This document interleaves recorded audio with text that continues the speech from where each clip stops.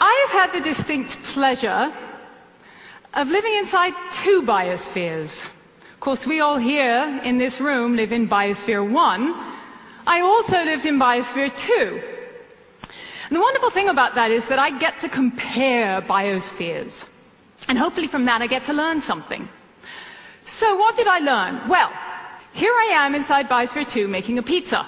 So I am harvesting the wheat in order to make the dough. And then, of course, I have to milk the goats and feed the goats in order to make the cheese. It took me 4 months in Biosphere 2 to make a pizza. Here in Biosphere 1, well, it takes me about 2 minutes because I pick up the phone and I call and say, hey, can you deliver the pizza? So Biosphere 2 was essentially a 3-acre, entirely sealed miniature world that I lived in for 2 years and 20 minutes. And over the top, it was sealed with steel and glass. Underneath, it was sealed with a pan of steel, essentially entirely sealed. So we had our own miniature rainforest, a private beach with a coral reef. We had a savanna, a marsh, a desert. We had our own half-acre farm that we had to grow everything. And, of course, we had our human habitat where we lived. Back in the mid-'80s, when we were designing Biosphere 2, we had to ask ourselves some pretty basic questions. I mean, what is a biosphere? Back then, yes, I guess we all know now that it's essentially the sphere of life around the Earth, right? Well, you had to get a little bit more specific than that if you're going to build one. And so, well, we decided that what it really is that it is entirely materially closed, that is, nothing goes in or out at all, no material, and energetically open, which is essentially what planet Earth is. This is a chamber that was 1/400th the size of Biosphere 2 that we called our test module. And the very first day that this fellow, John Allen, walked in to spend a couple of days in there with all the plants and animals and bacteria that we'd put in there to hopefully keep him alive, the doctors were incredibly concerned that he was going to succumb to some dreadful toxin or his lungs were going to get choked with bacteria or something, fungus. Well, of course, none of that happened. And over the ensuing few years, there was great sagas about designing Biosphere 2, but by 1991, we finally had this thing built, and it was time for us to go in and give it a go. We needed to know, is life this malleable? Can you take this biosphere that has evolved on a planetary scale and jam it into a little bottle, and will it survive? Big questions. And we wanted to know this both for being able to go somewhere else in the universe. If we were going to go to Mars, for instance, would we take a biosphere with us to live in it? We also wanted to know so that we could understand more about the Earth that we all live in. Well, in 1991, it was finally time for us to go in and try out this baby. Let's take it on a maiden voyage. Will it work, or will something happen that we can't understand and we can't fix, thereby negating the concept of man-made biospheres? So 8 of us went in, 4 men and 4 women. Enough on that later.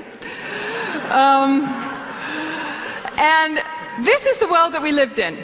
So on the top we had this beautiful rainforest and an ocean, and then underneath we had all this technosphere, we called it, which is where all the pumps and the valves and the water tanks and the air handlers and all of that. One of the biospherians called it Garden of Eden on top of an aircraft carrier. And then we also had the human habitat, of course, with the laboratories and all of that. This is the agriculture. It was essentially an organic farm. The day I walked into Biosphere 2, I was for the first time breathing a completely different atmosphere than everybody else in the world, except 7 other people. At that moment, I became part of that biosphere. And I don't mean that in an abstract sense. I mean it rather literally. When I breathed out, my CO2 fed the sweet potatoes that I was growing. And we ate an awful lot of sweet potatoes. And those sweet potatoes became part of me. In fact, we ate so many sweet potatoes, I became orange with sweet potato. I literally was eating the same carbon over and over again. I was eating myself in some strange sort of bizarre way. When it came to our atmosphere, however, it wasn't that much of a joke over the long term, because it turned out that we were losing oxygen. Quite a lot of oxygen. And we knew that we were losing CO2, and so we were working like crazy to sequester carbon. Good Lord, we know that term now. We were growing plants like crazy. We were taking their biomass, storing them in the basement, growing plants, going around and round and round, trying to take all of that carbon out of the atmosphere. We were trying to stop carbon from going into the atmosphere. We stopped irrigating our soil as much as we could. We stopped tilling so that we could prevent greenhouse gases from going into the air. But our oxygen was going down faster than our CO2 was going up, which was quite unexpected, because we had seen them going in tandem in the test module.